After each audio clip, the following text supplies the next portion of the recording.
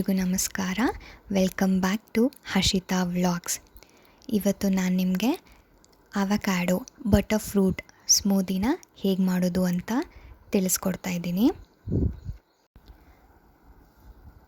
ನಾನಿಲ್ಲಿ 4ರಿಂದ 5 butter ಫ್ರೂಟ್ನ cut ಮಾಡಿ ಎತ್ತಿಟ್ಕೊಂಡಿದ್ದೀನಿ. ಹಾಗೆ ಒಂದು ಬೌಲ್ಗೆ 2 ಟೇಬಲ್ ಸ್ಪೂನ್ ಆಗೋಷ್ಟು ಕಸ್ಟರ್ಡ್ ಪೌಡರ್ನ ತೊಗೋತಾ ಇದ್ದೀನಿ.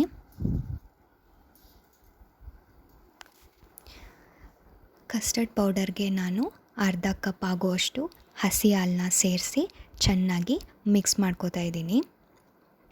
ಯಾವುದೇ ಗಂಟಿರಬಾರ್ದು, ಆ ರೀತಿ ನಾವು ಮಿಕ್ಸ್ ಮಾಡ್ಕೋಬೇಕಾಗತ್ತೆ.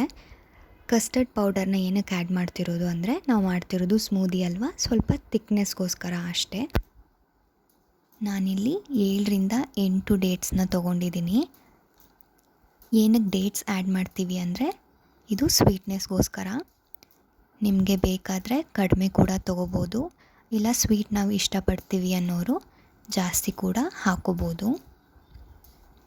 ನಾನಿಲ್ಲಿ ಸೀಡ್ಸ್ನ ತೆಗೆದು ಒಂದು ಬೌಲ್ಗೆ ಎತ್ತಿಟ್ಕೊಂಡಿದ್ದೀನಿ. ಹೇಗೆ ಮಾಡೋದು ನೋಡೋಣ. ಒಂದು ಜಾರ್ಗೆ ನಾನು ಕಟ್ ಮಾಡಿರುವಂಥ ಬಟರ್ ಫ್ರೂಟ್ನ ಸೇರಿಸ್ಕೊತಾ ಇದ್ದೀನಿ.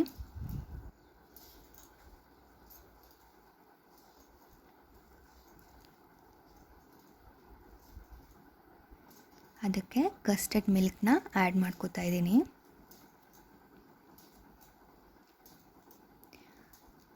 ಹಾಗೆ ಡೇಟ್ಸ್ ಕೂಡ ಹಾಕ್ಕೊಳ್ಳೋಣ.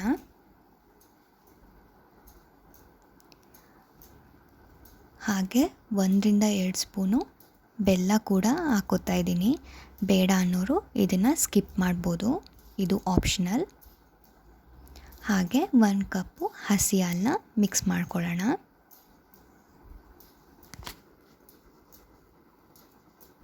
ಸೊ ಇದನ್ನು ಚೆನ್ನಾಗಿ ಬ್ಲೆಂಡ್ ಮಾಡಿದ್ರೆ ಸೂಪರ್ ಯಮ್ಮಿ ಆಗಿರೋ ಸ್ಮೂದಿ ರೆಡಿ ಆಗುತ್ತೆ. ಇದು ತುಂಬ ಹೆಲ್ದಿ ಕೂಡ, ತುಂಬ ಚೆನ್ನಾಗಿರುತ್ತೆ ಟೇಸ್ಟ್. ಒಂದ್ಸರಿ ನೀವೆಲ್ಲ ಟ್ರೈ ಮಾಡಿ ನೋಡಿ. ಮತ್ತೆ ಮುಂದಿನ ವ್ಲಾಗಲ್ಲಿ ಸಿಗೋಣ. Thank you all. ಬಾಯ್.